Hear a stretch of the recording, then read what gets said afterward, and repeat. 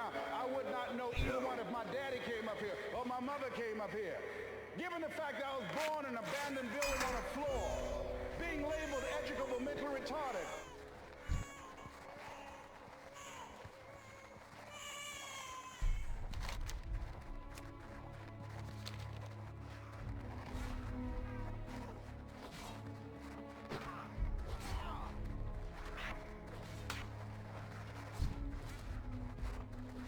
She said, no one could have convinced me that day when I walked in that house and this lady was holding you and your brother.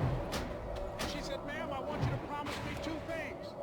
And she said, what is it? She says, one, promise me that you won't separate them. She said, I want them raised together. I want them to know each other. I got pregnant while my husband was away in the war, and I can't keep them. Promise me that you won't separate them. She said, I promise I won't. I've never had children. I promise I won't separate them. And she said, promise me that you'll never tell them about who I am, because if my husband ever found out, he would kill me. She said, I promise. And she said that she gave them to us, and she kind of cried, and she was walking out the door, and she looked at my adopted mother. She said, remember, don't you separate them.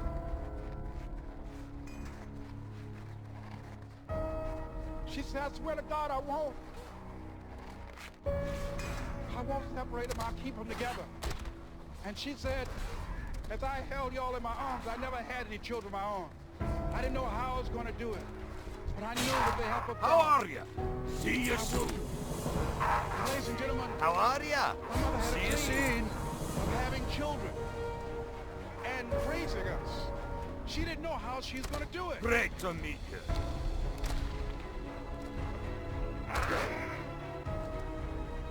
See, when I was in the 5th grade, I was identified as EMR, labeled educable mentally retarded. Put back from the 5th grade to the 4th grade. I failed again when I was in the 8th grade. I have no college training. And a man changed my life, and I'll never forget his name, Mr. Leroy Washington. He's in his 80s now, and he's blind from glaucoma, but he gave me a different vision of myself. I was in his class waiting on another student. He came in and said, young man, go to the board and work this problem out for me. I said, oh, sir, I can't do that. I said, why not? I said, I'm not one of your students. He said, look at me. Yes, sir. Go to the board and work the problem out anyhow. I said, sir, I can't do that. He said, why? I said, sir, because I'm educable mentally retarded, sir. I'm in special education. And the students started laughing. They said, that's Leslie. That's not Wesley. He's DT. Wesley is the smart twin. He said, what does DT stand for? I said, I'm the dumb twin, sir. And as the students laughed at me, he came from behind his desk, he looked at me and he said, don't you ever say that again. Someone's opinion of you does not have to become your reality.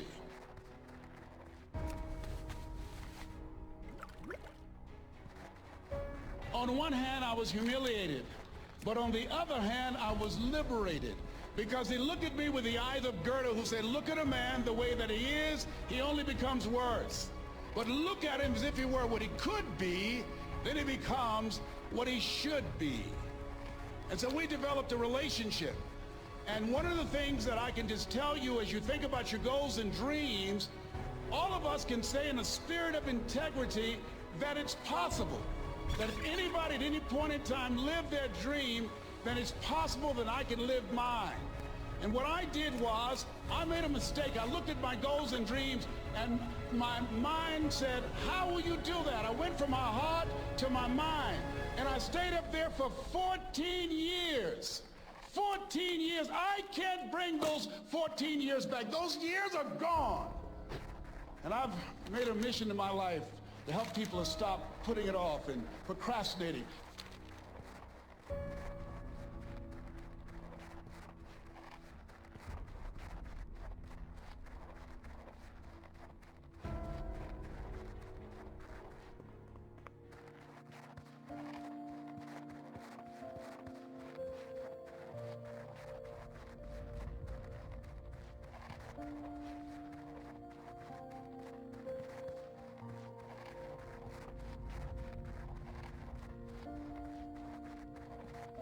The first time I stood up to speak, I stood up and my mind sat down. I looked at the audience and I panicked. I had to introduce a play at school. We're about to start. How are you? Ran off, Mr. Washington. Mr. Brown, where are you going? Watch your back. Mr. Washington, I can't think, sir. I don't know. Did you rehearse? Yes, sir, I did. Well, what's wrong? Why did you say your lines? I don't know, sir. I got up there and I looked at him and everything left me. Let me do it another day, please, sir. No, go back out there, Mr. Brown. Mr. Washington, I'll mess up, please, sir. Don't send me out there now. I'll mess up. Mr. Brown, if you run now, you will always be running. Anything that's worth doing is worth doing badly until you get it right. Why are you moving like that? I gotta go to the bathroom, sir. Mr. Brown, go back out there. Yes, sir.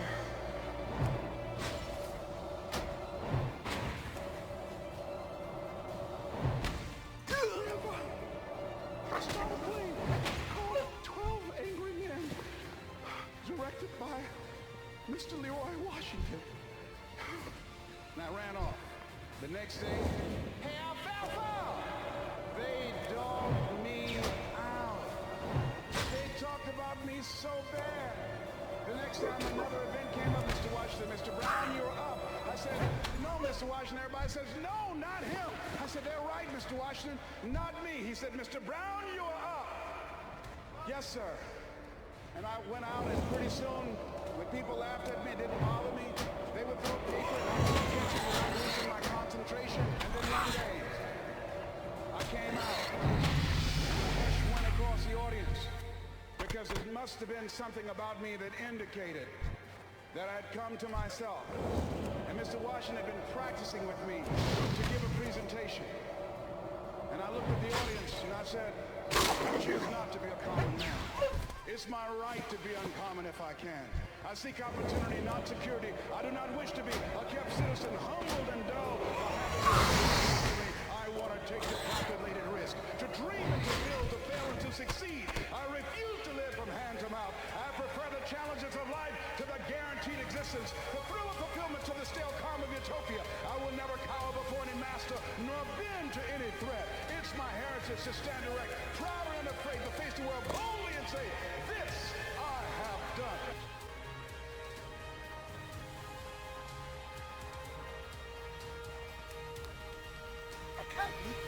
Not having any college training, I used to feel all my life that people who had college degrees were more intelligent than me. I remember going to see the late Dr. Norman Vincent Peale, the author of the book, The Power of Positive Thinking, and I used to look at him up on stage and I said, I could do that. I would love to talk to people. I love to talk to people. And I said, I could do that. But then when I started going back to my car, my mental conditioning activated itself, and it said, you don't have a college education. You can't do that. You don't have the training. You never worked for a major corporation. You can't do that. What makes you think you can earn $5, $10, $15, $20,000 in an hour? You don't earn that now working for 2 or 3 months.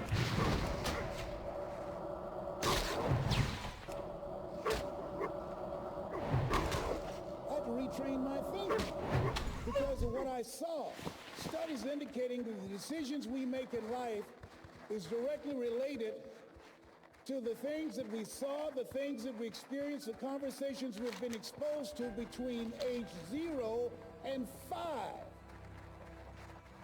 And so as a result of that, my experience, I had to begin to engage in a process of retraining my mindset. And I didn't even know what I was doing.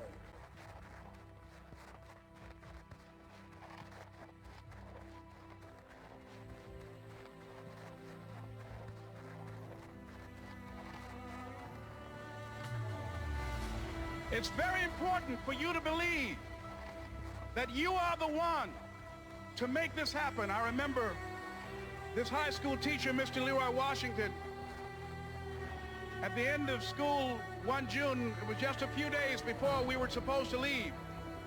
And I just got my report card. And it indicated that I'd failed history. And I'd failed English. Very good. And I would have to go to summer school. What's on your And mind? I was feeling within myself Keep your feet on the ground. that I was a failure, that I'm slower than most people in getting paperwork, and I was feeling down on myself and very negative. And Mr. Washington was giving a speech to the graduating seniors, and I was in 11th grade. And even though I wasn't supposed to be in there, I went in there because the speech he was giving, that speech was for me.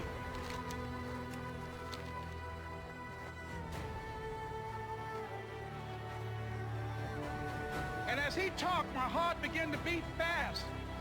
Tears began to run by my eyes, and I was in the back just listening to him. He said, as graduating seniors of Booker T. Washington High School, I want you to know that you're blessed and highly favored. And that as you go toward the future, begin to know that you have greatness within you. And if just one of you here begin to envision yourselves as being blessed and highly favored to reach your goals, if just one of you capture the essence of what that means, that you have greatness within you and a responsibility to manifest that greatness, that you can make your parents proud, you can make your school proud, you can touch millions of people's lives, and the world will never be the same again because you came this way. And the students gave him a rousing standing ovation. And as he left the auditorium, I ran down the steps and I caught him in the parking lot. I said, Mr. Washington? He said, yes. I said, do you remember me, sir? My name is Leslie Brown. My mother, she works in the cafeteria here. I'm one of the twins, Leslie and Wesley. I said, Mr. Washington, you know, I got these big dreams. You know, I like talking to people. I love people. I said, I want to work with people, and I got this dream of buying my mama a home. Could I do that, Mr. Washington? He said, it's possible, Mr. Brown. And as he walked away, I called him again. I said, Mr. Washington? He said, what do you want now?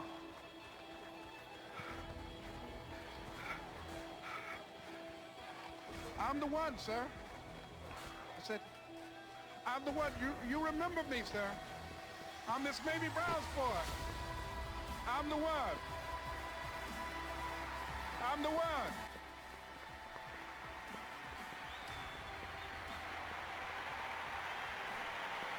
How are you? Off with you. You got my attention.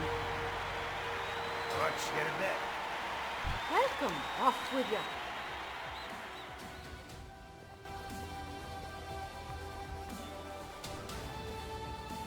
My first major goal was to buy my mother a home. And let me tell you something, ladies and gentlemen. What will reasons do, Les? Nietzsche said, if you know the why for doing, you can endure almost anyhow. What do you mean by that? If you know why you're doing something, when the hard times come, and they're going to come, when the disappointments and the rejections come, and they're going to come by the truckloads, your reasons will be your rod and staff to comfort you, to pick you up. Once again, I got a saying on one of my tapes, if life knocks you down, try and land on your back, because if you can look up, you can get up. Let your reasons get you back up.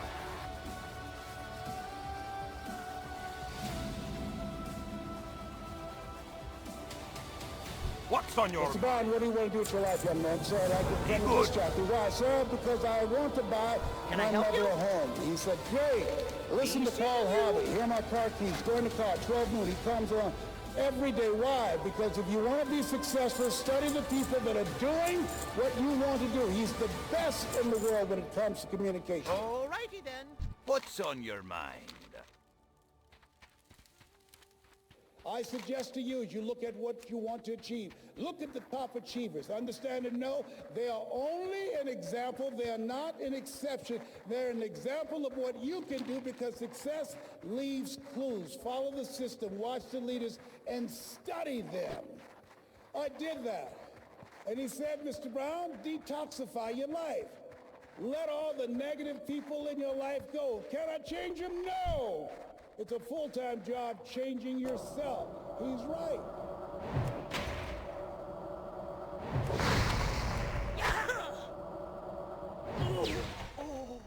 All my life, people have always compared me to my brother because I'm not smart like him. It takes me longer to get things than most people. I have to hear it again and again. But once I got it, sir. I got it. you're the only person that never called me stupid dumb. You never called me DT, the dumb twin. You look at me like I'm somebody.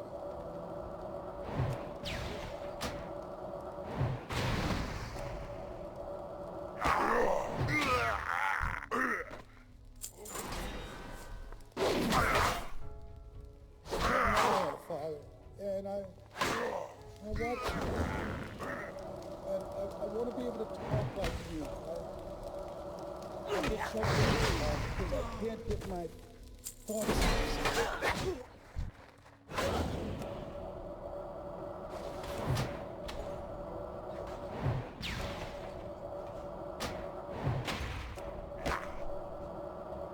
I want to do what you do, and I want to make my mama proud. He said, you can do it, Mr. Brown. I've given you all you can get from me. Now it's on you. If you want to be a disc jockey, go out into the marketplace.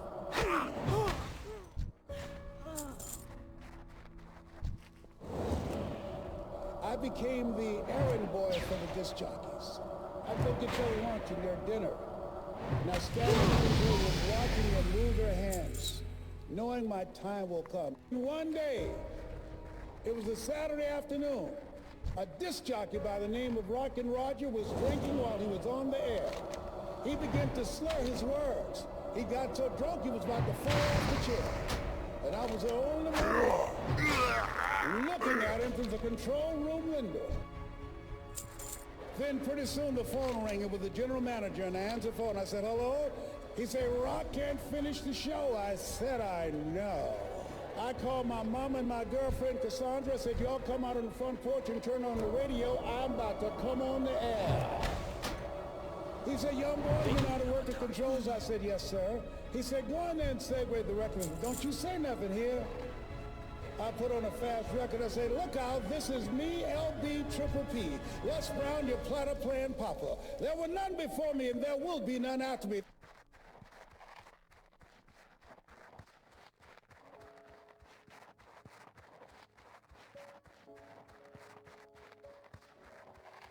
I remember when I bought the home for my mother, and she came out of the car. When I opened the door, I said, Mom, I think I know these people in this house.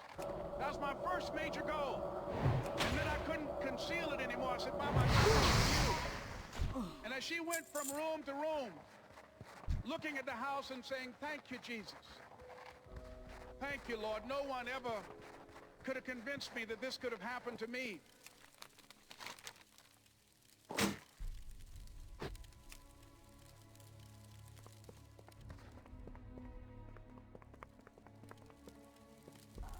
I remember when I was in broadcasting, when I was a disc jockey, I became very controversial, not only being a disc jockey, but I felt that radio was something that you not only entertain people with, but you also empower them, you educate them. And I got fired. I didn't just leave, they fired me.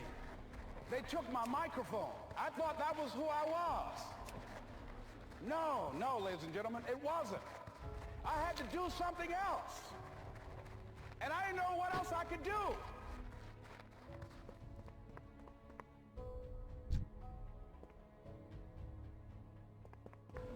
See, life had moved on me and said, Les Brown, you have outgrown this. It's time for you to do something else.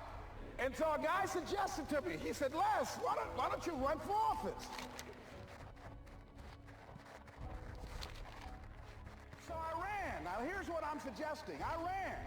You got to do what you can where you are with what you have. I didn't have any money. I didn't know anything about the political process. I didn't even have any support. But here's what the guy told me. It's possible you could win. That's all I had. I was running against an endorsed candidate. He was an incumbent. He had the newspaper support, all of the leadership in the community, and I was challenging this guy. So I had a saying when I was on radio, stand up for what you believe in because you can fall for anything. And I would go door to door. I had my kids on one side of the street. I would be on the other. And I'd knock on doors. Hello, my name is Les Brown. Tell everybody I'm still standing. See, I'm saying just keep moving. Don't start feeling sorry for yourself. Don't spend time blaming and talking about what happened to you. See, whatever you talk about, that's what you multiply and expand in your life experience. So don't talk about stuff unless you want it to keep on happening to you, all right? Had my children with me. We're going door to door. Didn't have enough money. Eventually, we got close to the election and something happened that really surprised me. Guys who I thought were going to either support me or stay out of it. What can I do for you? Community leaders, they became involved in it and they endorsed my opponent. See you soon. I felt devastated. Now that's going to happen to you when you're working on your dream. Things are going to happen that's going to catch you on the blind side. That was shocking to me. Usually in the state representative race, maybe 3,000 or 4,000 people will come out to vote in a primary. In that primary race, over 27,000 people came out and voted. I won, ladies and gentlemen. So you've got to be willing to stay focused, to be creative, to be relentless, because things are going to happen to you when you're working on your dream.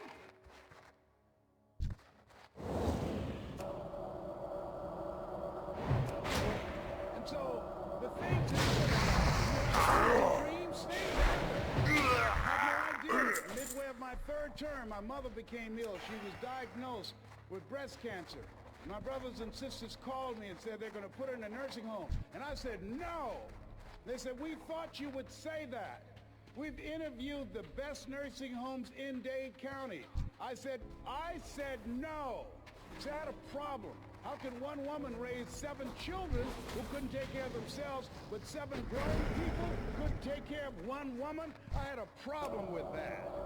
So I resigned from the Ohio legislature and I came back to Miami to take care of my mother and took care of her until 89. I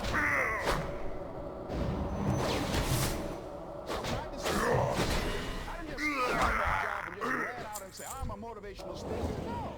What I did was, I decided to start looking at other people that were involved in the speaking profession. I volunteered to work so that I could learn. I've been an entrepreneur for 20 years. This is my 21st year. I could have been speaking and training for 34 years. But for 14 years, I was living in my head. For 14 years, I stopped myself. For 14 years, I used to consider the #1 motivational speaker on the planet. Zig Ziglar and Tony Robbins, they're the best on the planet. Bob Proctor, they're the best on the planet. Jack Canfield, Mark Victor Hansen, T.R. Beckett. I would go and see them, and then I would leave, and my conversation with myself, my heart would say, I can do that. And then my mind would ask, how? How would you do that, Mr. Brown?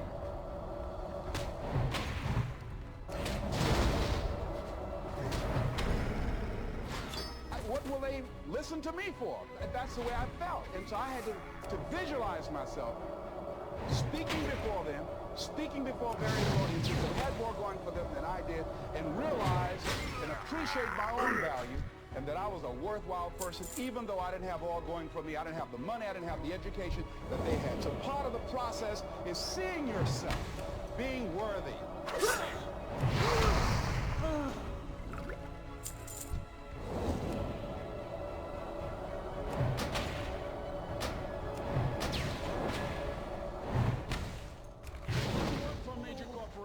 I wanted to speak for corporations.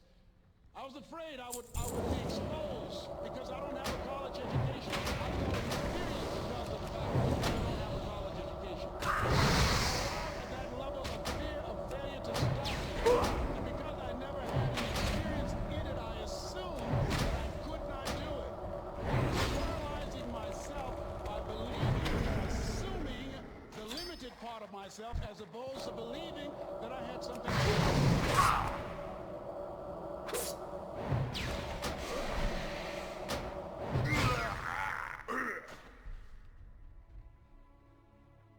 It's hard changing your life.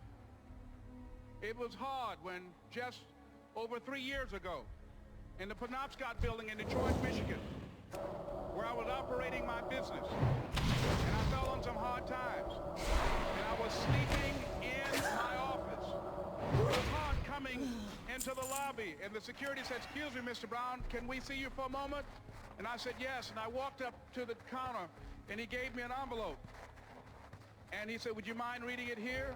And I opened the envelope, and the envelope was from management that said, this is office power. It's not a hotel.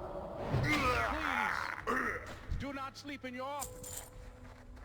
And I said, excuse me, sir. I said, I just work long hours in creating my business. I'm an entrepreneur. And right now, things are bad for me. But they're not going to be this way always. And I just asked for the opportunity to continue to operate like I'm doing. I'm not trying to make this my home. And it was hard coming through the lobby. And sometimes they would laugh. There's a guy talking about becoming successful. And look at it. He's bathing in the bathroom upstairs on the 21st floor. He sleeps on the floor. Him and two other dreamers up there. Look at it. Good. It was hard, ladies and gentlemen, coming to speak to people. And I was facing financial difficulties in my own life. I was behind on my bills and my dreams, and I'm saying to them, you can live your dream. It was hard, ladies and gentlemen. It was very difficult to pick myself up each day believing that I could do it. There were times that I doubted myself. I said, God, why is this happening to me? I'm just trying to take care of my children and my mother. I'm not trying to steal or rob from anybody. Why did this have to happen to me? It was very hard. And here's what I want to say to you. For those of you that have experienced some hardships, don't give up on your dream. No one could have convinced me by holding on, by continuing to push forward, by continuing to run toward my dream, that one day I would have my own talk show. It's a long shot, ladies and gentlemen, from Liberty City, an abandoned building on a floor, never knowing my mother or father. It's a long shot. Being here with you today in this dome in Atlanta, it's a long shot. Hi, No how are you? college training, labeled educable, mentally retarded, but I kept running toward my dream.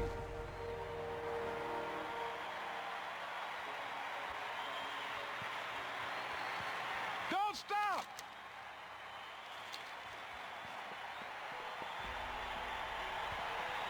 Don't stop.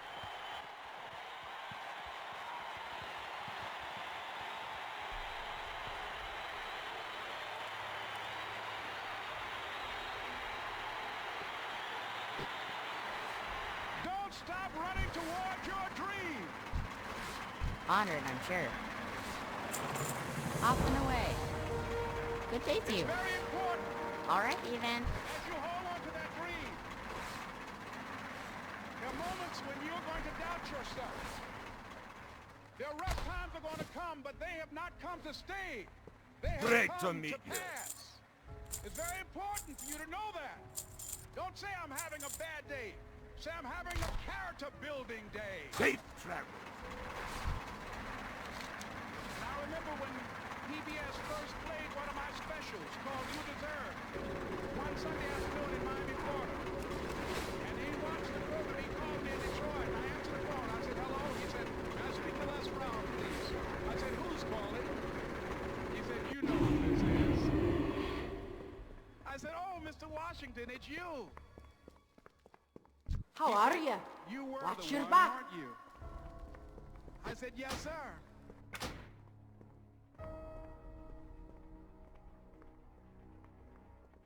If you want a thing bad enough to go out and fight for it, to work day and night for it, to give up your time, your peace, and your sleep for it, if all that you dream and scheme is about it, and life seems useless and worthless without it, and if you gladly sweat for it and fret for it and plan for it, and lose all your terror of the opposition for it, and if you simply go after that thing that you want with all of your capacity, strength and sagacity, faith, hope, and confidence, and stern pertinacity, if neither cold poverty, famish, or gulf, sickness or pain of body and brain can keep you away from the Hey, thing how that you want. doing? Dogged and grim, you besiege and beset it. With the help of God, you'll get it.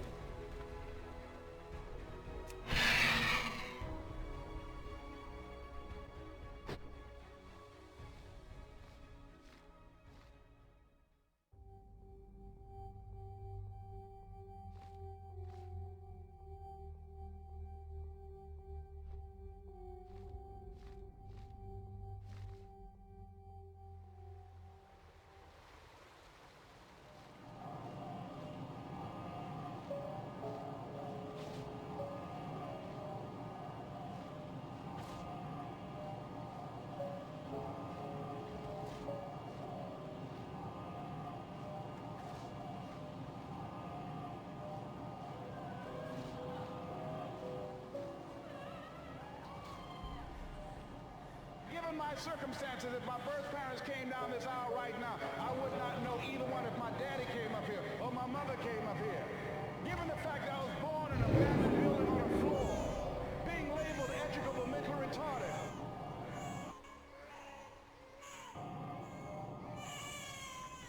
Hello.